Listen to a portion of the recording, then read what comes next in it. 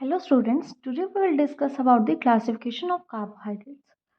On the basis of उसके अंदर कितने शुगर मॉलिक्यूल्स हैं हम ब्रॉडली इसको तीन ग्रुप्स में डिवाइड करते हैं, मोनोसेक्राइड्स, ओलिगोसेक्राइड्स एंड पॉलीसेक्राइड्स।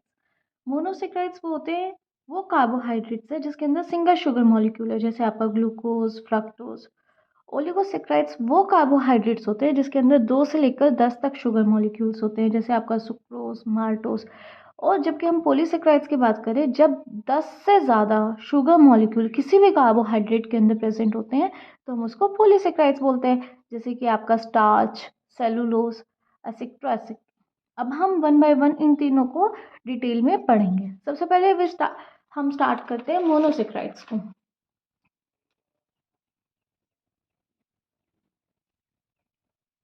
अगर हम मोनोसेक्राइड्स की बात करते हैं, सबसे पहले we will study about its physical properties. Physical properties का मतलब होता है बेटा वो चीज़ हमें देखने में, स्मेल करने में कैसी लगती है। ठीक है, हम एक प्यारा सा एग्जांपल लेते हैं इसके अंदर ग्लूकोज का। ठीक है, या फिर हम एग्जांपल लेते हैं फ्रक्टोज का। आप सभी ने ग्लूकोन डी पिया होगा। अब Glucon D is an example of monosaccharide. ठीक है, अब उसी को याद में रखते हुए आप उसकी फिजिकल प्रॉपर्टीज बता सकते हो। वो देखने में कैसा होता है, इट इज ट्रांसपेरेंट, या फिर हम ये बोल सकते हैं it is white in colour, है ना। अगर आप उसको टेस्ट करते हो वो मीठा मीठा सा लगता है, that means it is sweet in taste. ठीक है, अगर आप उसको हाथ लगाते हो वो थोड़ा दरदरा सा लगता है, which means it is crystalline in nature. और आप उसको ईजिली पानी में मिलाकर पी लेते हो, that means it is soluble in water. ठीक है, अब आपको इसकी फिजिकल प्रॉपर्टीज याद करनी आई गेस मुश्किल नहीं लगनी चाहिए। ठीक है, आप सिंपल ग्लूकोन डी का एग्जाम्पल याद रखो। अब हम इसकी अगर क्लासिफिकेशन की बात करें बेटा, तो हम इसको दो फैमिलीज के अंदर डिवाइड करते हैं बेस्ड अपॉन इसके अंदर कार्बोनिल ग्रुप कैसा है। ठीक है, हर एक के अंदर कार्बोनिल ग्रुप होता है। अब इसका कार्बोनिल ग्रुप कैसा है इसके बेसिस पे हम इसको दो ग्रुप्स में डिवाइड करते हैं, that is Eldhose and ketose. जब किसी के अंदर उसका कार्बोनिल ग्रुप एल्डिहाइड फॉर्म में हो और कार्बन फर्स्ट पोजीशन के अंदर हो तो हम उसको एल्डोस बोलते हैं। Simple aldehyde group Eldhose. ठीक है, जैसे आप एग्जांपल ले सकते हो ग्लूकोज का। ठीक है, ग्लूकोज के अंदर ऐसा ही होता है, उसके अंदर एक एल्डिहाइड ग्रुप होता है C1 पोजीशन के ऊपर। ठीक है, वेयर एज जब आप कीटोस की बात करते हो इसके अंदर एक कीटोन ग्रुप होता है एट C2 पोजीशन। आपको पता ही होगा ketone is not a terminal group. ठीक है, ये कहीं बीच में कहीं चेन के अंदर प्रेजेंट होता है और नॉर्मली ये C2 पोजीशन पे होता है, जैसे कि आपका राइबुलोस। ठीक है, अब हम अगर बात करें on the basis of number of carbon atoms, उसके अंदर जो कार्बन है उसकी चेन कितनी बड़ी है उसके बेसिस पे अगेन हम इसको क्लासीफाई करते हैं, जैसे कि हम इसको बोलते हैं ट्रायोसिस। अगर 3 कार्बन एटम्स हो टेट्रोसिस, अगर 4 कार्बन एटम हो पेंटोसिस, अगर 5 कार्बन एटम हो हेक्सोसिस, अगर 6 कार्बन एटम्स हो हेप्टोसिस, अगर 7 कार्बन एटम्स हो एंड सो बेटा जो आपके ट्रायोसिस होते हैं और जो आपके टेट्रोसिस होते हैं, ठीक है, इनका स्ट्रक्चर जनरली स्ट्रेट ही होता है। ये एक चेन की फॉर्म में प्रेजेंट है कि चेन बनती जा रही है, ये ऐड होते जा रहे हैं। ठीक है, लेकिन जब आप पेंटोसिस की और हेक्सोसिस की बात करते हो या इससे आगे जितने भी आपकी चेन के मॉलिक्यूल्स होते हैं वो स्ट्रेट चेन की फॉर्म में भी प्रेजेंट हो सकते हैं। और एट द सेम टाइम जब हम इसको एक्वस सॉल्यूशन के अंदर देखते हैं तो ये एक्वस सॉल्यूशन के अंदर जनरली साइक्लिक स्ट्रक्चर्स को बनाते हैं। नाउ तो क्वेश्चन अराइजेस, ये साइक्लिक स्ट्रक्चर एकदम कैसे बने। ठीक है, उसका भी पूरा एक प्रॉपर प्रोसेस होता है, वो भी हम आगे करेंगे।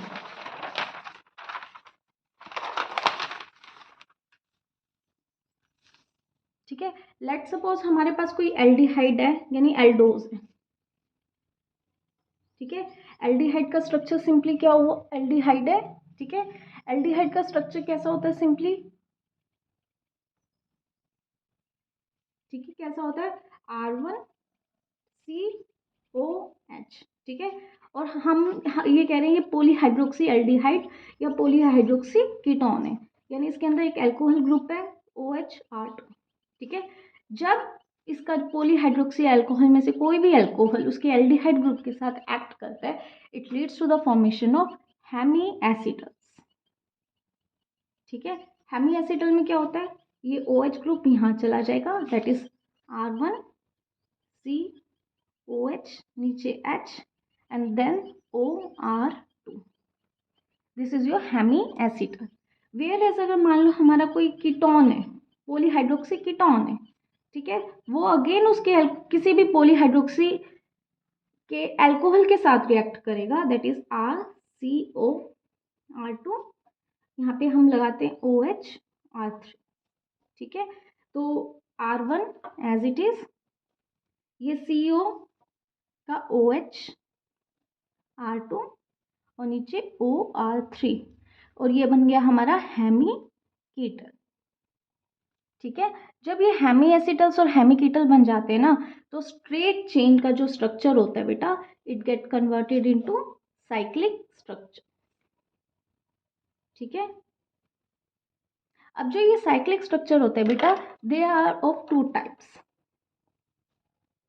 जो ये साइक्लिक स्ट्रक्चर होते हैं, these are basically of two type, या तो हम इसको बोलते हैं पायरेनोस या फिर फ्यूरेनोस। ठीक है, जब हम पायरेनोस फ्यूरेनोस की बात करते हैं, these are generally 5 membered ring. Whereas अगर हम पायरेनोस की बात करते हैं, दीज आर 6 मेंबर्ड रिंग।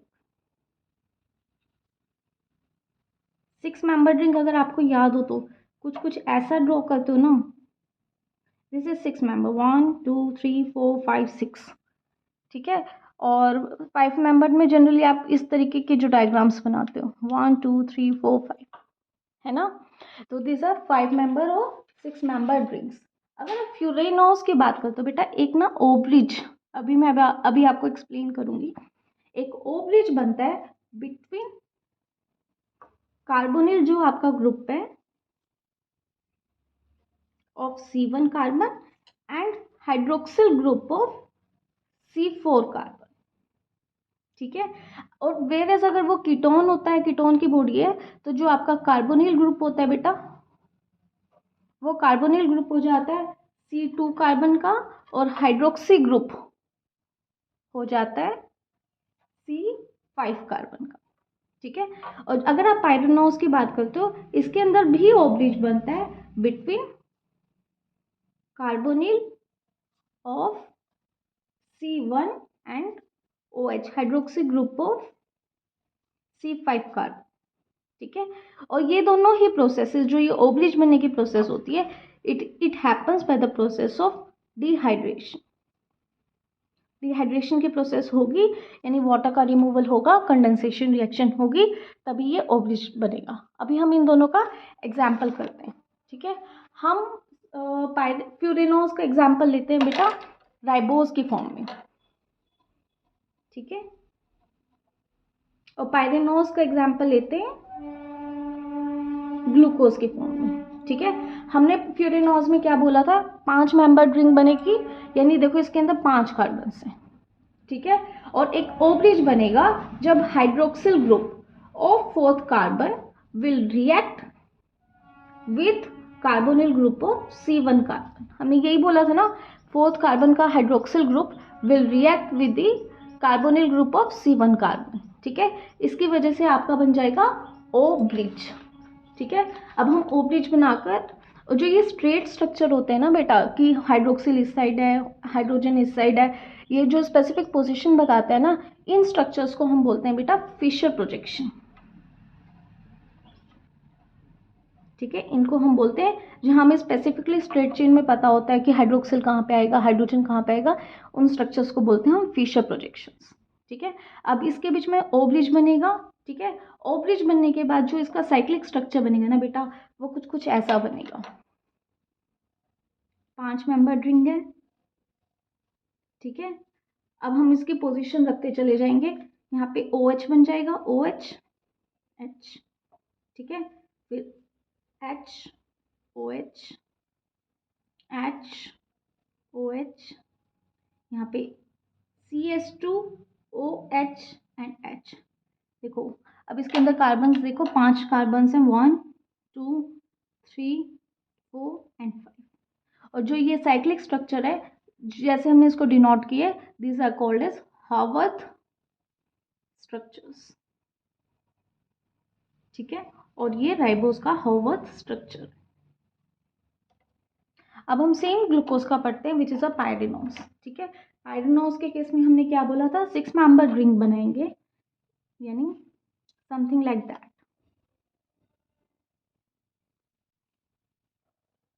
है ना, समथिंग लाइक दैट। अब इसके अंदर हमने क्या बोला था बेटा कि 5th कार्बन का जो हाइड्रोक्सिल है it will react with the first carbon का कार्बोनिल ग्रुप। ठीक है, अल्टीमेटली जो स्ट्रक्चर बनता है इसका, it is H OH H OH OH H H OH H sorry CH2 OH and H। अब इस स्ट्रक्चर के अंदर भी देखो बेटा 1 2 3 4 5 6 6 कार्बन हैं। ठीक है, और हमने बिल्कुल जैसे अगर हमारा इस साइड H आया तो हमने ऊपर लिखा है और इस साइड वाली चीज़ों को हमने नीचे की साइड लिखा है। ठीक है, ये तो अभी आपको क्लियर हो ही गया होगा जैसे मैं इसको ड्रॉ कर रही थी। ठीक है, ये है आपके पायरिनोस एंड फ्यूरिनोस के स्ट्रक्चर्स। ठीक है, अब हम पढ़ेंगे दो और terms that are epimers and anomers. जब दो कोई भी शुगर के मॉलिक्यूल्स किसी भी पूरे सेम है, जैसे उनकी पोजीशन अगर आप देख रहे हो यहाँ पे H है तो सब में यहाँ H है। ठीक है, यहाँ OH है तो सब में यहाँ OH है। ठीक है, जब ये इनकी पोजीशंस इनके अंदर जब आइसोमेरिज्म हो, वो बिल्कुल एक दूसरे से डिट्टो कॉपी हो, लेकिन सिर्फ एक ही पोजीशन पे रोटेशन हो। देखो ये आपका ग्लूकोज का स्ट्रक्चर और मैंने उसको स्ट्रक्चर में देखो बिल्कुल एक दूसरे के बिल्कुल डिट्टो कॉपी है, बस C2 पोजीशन के ऊपर, यानी एक ही कार्बन में एक दूसरे से अलग है। ठीक है, सेम ग्लूकोज और गैलेक्टोज में देखो C4 पोजीशन पे एक दूसरे से अलग है। ठीक है, जब कोई भी दो शुगर के मॉलिक्यूल्स पूरे सेम हो, ठीक है, बिल्कुल उनका जो एम्पेरिकल फॉर्मूला है वो भी सेम है, उनका बस उनकी कन्फर्मेशनल यानी उनकी स्पार्शियल अरेंजमेंट में, उनकी 3D अरेंजमेंट में सिर्फ कोई भी एक कार्बन के अराउंड रोटेशन हो, उनको बोलते हैं एपिमस। ठीक है, जैसे आप एग्जांपल ले सकते हो ग्लूकोज एंड गैलेक्टोज का। वेयरएस जब वो स्पेसिफिकली फर्स्ट कार्बन के अराउंड रिवॉल्व, ठीक है, स्पेसिफिकली जब वो फर्स्ट कार्बन के अराउंड उनकी ये कन्फर्मेशनल रोटेशन हो तो उसको हम एक स्पेसिफिक टर्म दे देते हैं एनोमर्स। ठीक है, जैसे आपका ग्लूकोज एंड मैनोस। ठीक है, with this your monosaccharides are complete. In the next video we will discuss about oligosaccharides. Thank you, keep watching.